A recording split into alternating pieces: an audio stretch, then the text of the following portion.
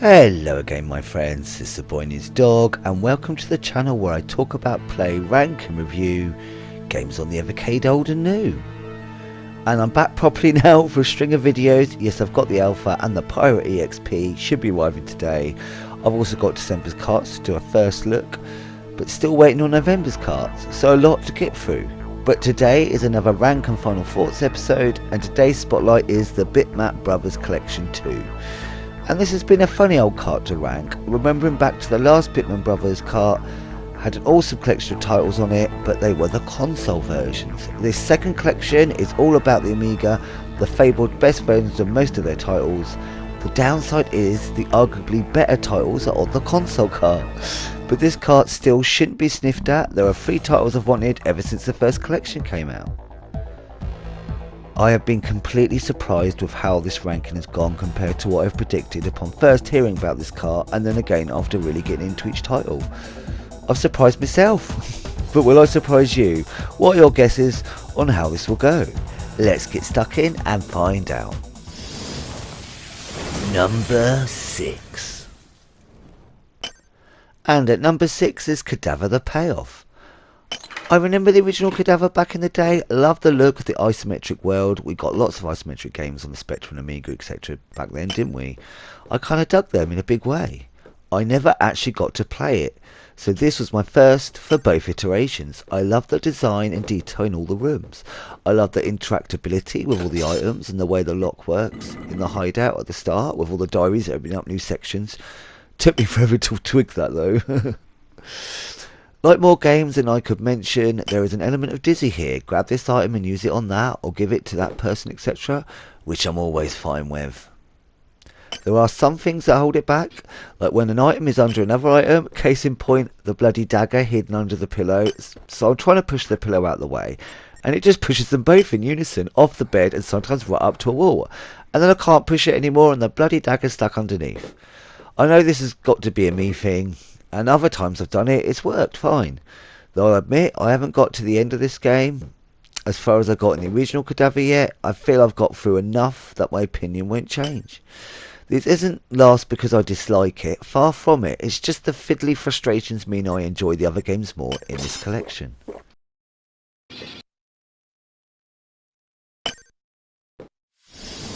Number 5. And in 5th place is Kadavra. Oh, I forgot to mention, Payoff was an add-on to this original, not a separate game, as presented here on the Evercade.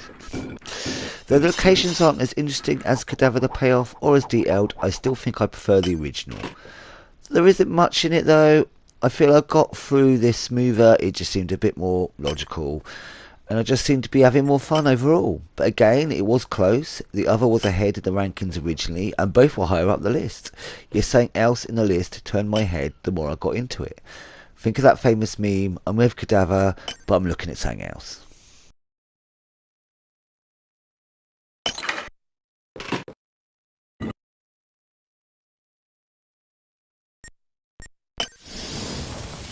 Number 4.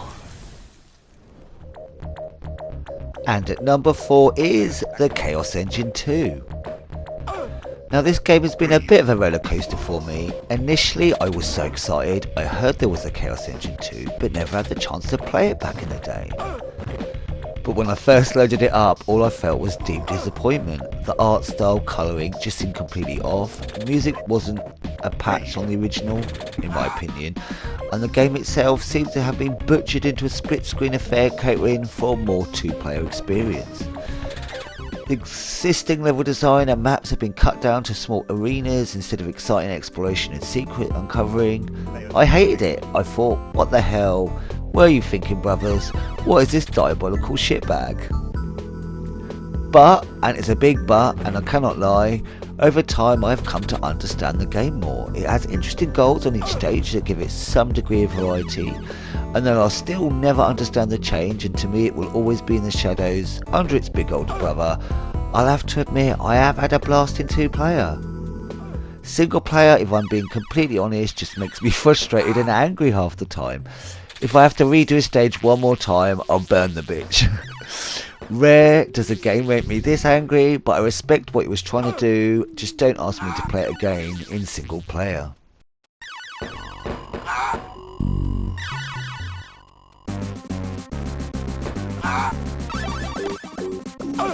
Level complete. Number 3. Now that's what I call catching some seeds. And at number 3, an absolute shock to me, is Z, or Z. I'll admit, and if you follow me for some time, you'll know that while I used to dig these sort of games, as I've got older, I've kind of fallen out of love with the genre. Except for a few specific titles, well, we can now add Z to the list of ones I enjoy. I love this game. Its personality really shines through, from the tiny men running around reminding me of cannon fodder to the little well done cutscenes that are dotted throughout and which were a lovely surprising addition. It's easy-ish to pick up for what it is to do. After a little fiddle, there is enough room to breathe in the early stages to give you a chance to understand. Wish I had a mouse though. Blaze, I will continue to grovel. Mouse and keyboard. Cheers, Governor.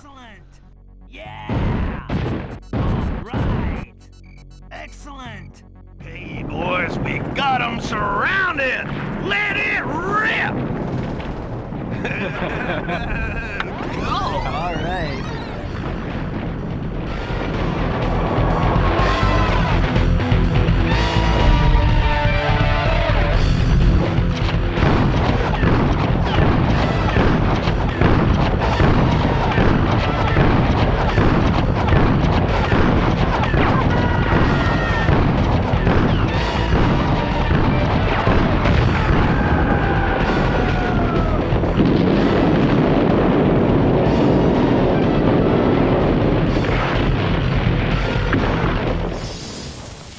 Number 2. The wonderful, into the wonderful, into the wonderful, into the wonderful. And yes, at number 2 is Gods. Gods is just one of those games, especially during the Amiga era, gorgeous for the time, but controls are a bit annoying. Of course, a lot of this could be due to joysticks with much less buttons to press, but it's still a fun game now. I love all its little tricks and traps. The monster design for me is still on point. I ache for a Psygnosis collection with the Shadow of the Beast trilogy. Maybe throw that Mighty Agony in there too, and many others I can't think of this minute. It's a tricky beast, but not as tricky as it may first appear. So if you like the feel of it, but find it tricky, just keep at it, it will click. It has a decent little shop, and like the 10th Doctor, I love a little shop, where you can buy anything from different spreads of attack, powered up attacks and extra lives. It's a great title with enough there to keep you coming back for a decent time. No complaints here.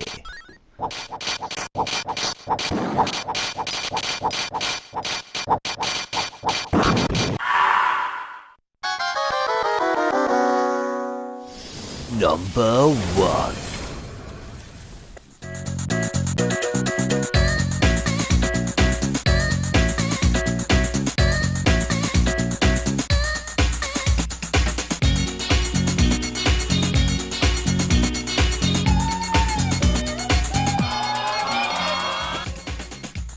And of course at number 1, it has to be, it's the only one left in it. It's Magic Pockets. From seeing it on the TV during my childhood, along with Hugo, does anyone remember Hugo? To finally having it myself on my Amiga back in the day, this game always felt a bit special to me back then. I wasn't sure how it would be after all these years, and yeah, it's a tiny bit wonky. The enemies can be an absolute pain in the arse when they won't feck off, and when they fly down from off the screen and completely take out half your life if you ain't paying attention, or if you haven't got previous knowledge of what's coming. But I ain't too against trial and error with a lot of deaths, as long as you can learn from each one and do better. So yeah, it can be unfair, but there's something about its past, its looks, its method that I kinda love. The weapon is much more flexible than you might first think, bringing to mind Rainbow Islands and its ridiculously complicated way to get all the diamonds in order to get the bonus door at the end of the stage. But still of note in my top 5 platformers of all time. And while this game isn't in my top 5, there's a lot more going on than most. Yeah, there's much more to the weapon and point system which begs it to be played around with and explored on subsequent plays. I love it, but can understand that's an entirely personal view of it, and some may find it frustrating as feg or just another platformer.